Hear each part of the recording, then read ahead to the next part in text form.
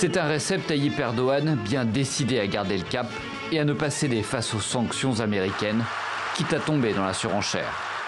Nous pouvons lutter de deux manières.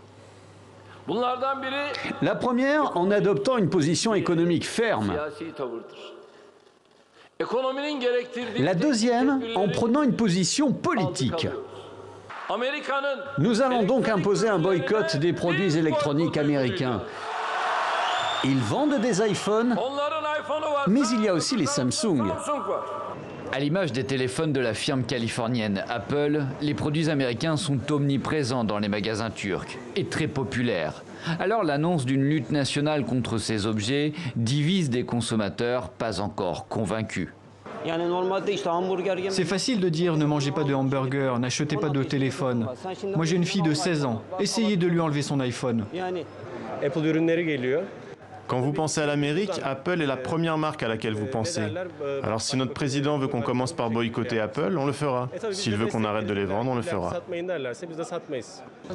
La mesure semble symbolique, presque dérisoire, tant le dollar pèse sur les marchés internationaux et l'économie turque.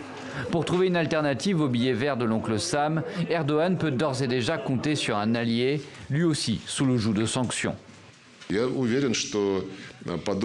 Je pense que cette flagrante surutilisation du dollar comme monnaie d'échange mondiale nous conduira dans une situation difficile s'il perd de sa valeur.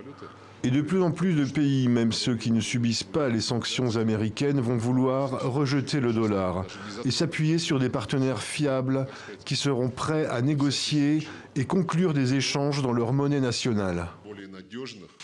Si l'annonce du boycott semble renforcer la position politique du président Erdogan, la livre turque, elle, ne montre pour le moment aucun signe de redressement.